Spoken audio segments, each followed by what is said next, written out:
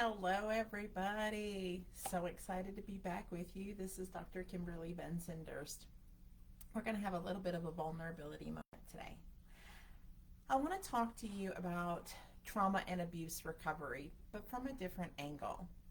You know, a lot of times the trauma and abuse that we sustain is self-induced. So here's the deal.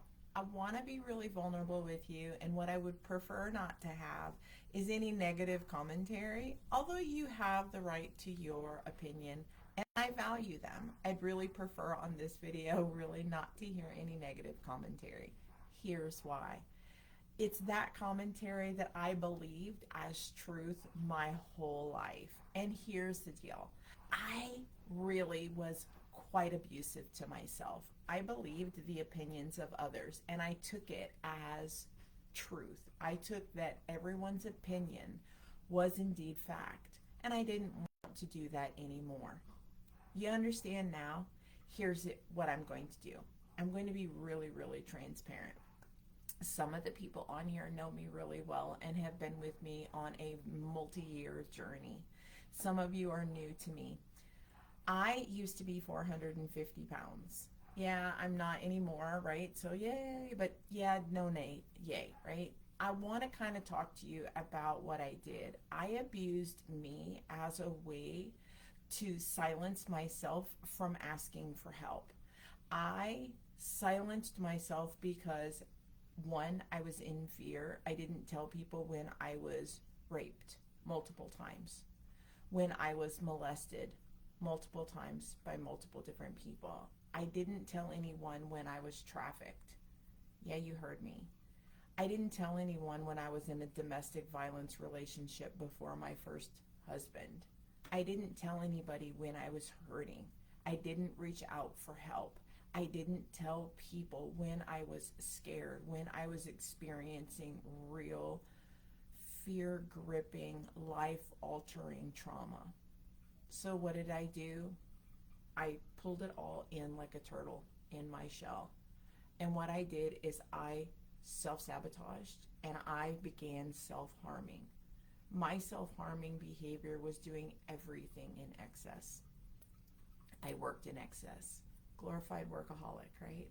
Then I started drinking in excess. Now, although I didn't become an alcoholic like people would traditionally do, whenever I would drink, I would just do it to excess. I didn't do it often, but it was always in excess. I smoked marijuana. A lot of young people did, right? Whenever I did, I got it just enough to get me loopy. I couldn't do things in portion control. And I then began eating. Food became my comfort. I ate so much that I was 450 pounds. I didn't know how much I weighed anymore. The scale literally just said error. And I'm like, okay, cheap scales, right? Didn't realize it. Everything I owned was black. Everything I owned was elastic. I didn't really know what my true size was. I really got very offended and extremely defensive when the people closest to me that loved me would tell me that they were concerned about my health and my weight and the way I was reacting to things that they knew were wrong. Although I never said I was hurting, that I was being traumatized, they knew something wasn't right, but I didn't give them a place to tell me. Whenever they would say something, I quickly turned it around on them. That wasn't cool, and that's definitely not what I was supposed to be doing. I've learned a lot since then, for sure. I remember my former sister-in-law invited me to my first 5K walk. First off, 5K, 5 miles, oh my God. I had no idea 5K actually meant 3.1 miles. Given 450 pounds, I couldn't walk to the mailbox without being out of breath. I could bend over just enough to pull my leg up to put a sock and a shoe on, but I would be out of breath. So I need you to understand this huge behemoth of an individual agreeing to do a 5K. I just knew I was gonna die. Now, this was a Susan G. Komen, great worthy event, breast cancer awareness and all. And all these people are wearing pink and tutus and all this. And there was a whole lot of skinny women, right? And they were running around in their leotards and they had their things up their rear end. And I'm like, oh my God, this is going to be awful. And there were ambulances everywhere. Okay, they already knew I was going to die. I complained and I was negative the whole time. I'm like, these skinny broads are going to see this fat chick die. The entire time I was so negative. We began going, and all I did was complain. I'm gonna die, I'm gonna die, I'm gonna die. There was not a positive word one coming out of my mouth. We get to mile marker 1, and I'm like, oh my God, we've been out here for days. I'm gonna die. Oh, and no one around me told me to shut up. They didn't tell me to suck it up. No one told me about myself, right? We finally get to mile marker 2, and I just know I'm gonna die. The only thing that kept me from not getting on that ambulance was because I didn't want my sister-in-law to tell anyone else in the family that the fat chick got carted off on a gurney. I wasn't giving her that power, y'all. Okay, so then I start hearing this music, and I looked at her. I said, where is this music coming from? No, I wasn't hearing voices. She said, that's the finish line. And I'm like, wait, what? That's the finish line. And I swear it was like Rocky theme music. Couldn't tell you what song was on, right? But all I knew was, that's it, right? I can do this. I can do this. And for whatever reason, the complaints stopped. My soreness and the I'm going to die stopped. And I was able to forge forward, y'all. Okay, so you really want to laugh? I didn't know what the bibs were that they gave you, these numbers that they pin on you. I didn't know that there's an electronic chip in them that measures once you go through the starting line and once you come through the finish line. I probably took 50 pictures in front of the finish line. I didn't know you were supposed to cross it. I was just excited that you could see it like 100 feet away. So everyone's going across it, and I'm like, and everyone's like, you gotta cross. And I'm like, okay. All right, y'all. So I crossed it. I couldn't believe it. But about mile marker 2, what I didn't tell you is this. I took my phone, and I took a picture in front of me, and then I turned around and took one of everyone behind me. Now, I just knew, being 450 pounds, that all I was doing was bringing up the rear. I knew I was all by myself. I didn't know until I crossed the finish line, and I sat on the curb, because remember, I was going to die, right? I sat on the curb, and there were thousands of people who finished ahead of me. You heard me, thousands, right? And then I turned around. Y'all, there was just as many people behind me. I couldn't believe it. I couldn't believe it. I went to my phone and I looked at the picture. There were just as many people in front of me as there were behind me at mile 2. You know, things changed for me that day. First off, I said anyone who does that kind of stuff for fun, they're just stupid, right? Just stupid. Who does that kind of stuff for fun? Then I looked at those pictures a little different. And the entire time that I was out there with the defeatist attitude, who knew? Who knew? One, I didn't die. I could still walk. This whole time, I literally said everything I couldn't do. I couldn't believe it. I sat there and watched people skinnier than me, more fit than me, and bigger than me coming through after me and that had completed way before me. I realized that day that I was the only thing and the only person standing between me and the life I wanted. It changed for me that day. I told you, only stupid people did that crap for fun. By the time I got home, I registered for my next race. I did another 5K. I didn't run it. 450 pounds, you wouldn't want the earth shaking that much, right? But I walked it. I also learned that day that on that bib that they give you, there's a chip. Even if you're in the back of the line and it takes you 4 or 5 minutes just to get through the starting marker, that it marks once you go through. And it also marks when you cross the finish line. Wait a minute.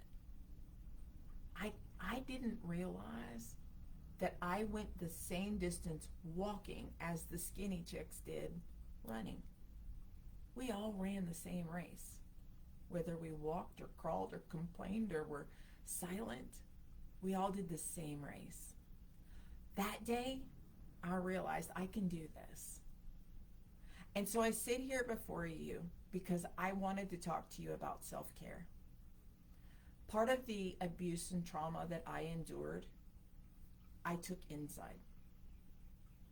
I stand here, flaws and all, to tell you that I'm no longer 450 pounds. I decided to do something about it. That year I did 48 5Ks. I partnered up with some people who never made fun of me, and they walked a lot of those with me. I had one girl challenge me. She said, I think you can go further. And y'all, I walked a 10K. 7 miles I ended up walking. 7. Not the 6.2. I walked way further.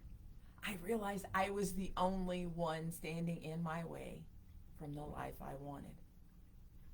That's part of why our organization is called It's Up to You. You're literally the only person standing in your way. I changed everything that day. It took a while. I've had bumps in the road. But y'all, my journey is mine and mine alone. Now that first race I did, I was able to do it in, y'all ready? 3.1 miles. So shamed. 1 hour and 54 minutes. Now, mind you, probably 10 of those minutes was literally me doing shameless selfies in front of the finish line, right? But I started making it my own personal journey to want to go a little bit further and a little faster. But the next time I did it, I didn't look at the skinny girl. I looked at this girl. And then I looked at my score the next time and the next time. And what I realized that no matter who I'm up against, I'm not going to beat them because this journey is mine. I enjoy playing golf, but I know if I ever got a chance to play with Tiger Woods, I'm not going to beat him. On his worst day, in his worst condition, I couldn't beat him. But instead, I can enjoy my journey. That's what I've decided to do. I realize it is up to you. It is up to me to make the changes. I am proud to say that I am no longer 450 pounds. I do not have the body that I want, but I'm not hyperfixated on the scale. I range anywhere between 158 and 162. You heard me. I've lost almost 300 pounds, right? But I did it because I chose to. I stopped abusing me as a reaction and a response to other people abusing me. I decided to get educated. I not only then took the victimization from, and I truly was victim of multiple sexual assaults. I had a horrible upbringing, and I was abused a lot as a young person, including by family members. But I didn't let that be my story. I got educated. I got my doctorate. I lost weight. I decided to live the life I deserve. So today, my hope and my goal is for you to get out of your own way, to realize it is up to you. I'm Dr. Kimberly Benson Durst. I have endured a lot. And the biggest thing that I can tell you that I endured is finding liberty in my own skin. I'm no longer abusing myself, and I challenge you not to either. So what I'm going to tell you I'm going to do to end this video is I'm going to get the self-care I deserve, y'all. I'm going to get a massage. Yes, I am. And then I'm going to hang out with some girlfriends in town. We're going to walk our little town square and have ladies' night out. You deserve to live the life you deserve. Get the self-care you deserve. Get the love for yourself back. If I can be of help or service, or if you want to know more about my journey, let me know. The information's always in the comments. You're welcome to comment on here about your journey. But remember, I don't need the negative comments anymore because it's not my truth. My truth is what I choose to believe about me because it is up to me. Bye, y'all.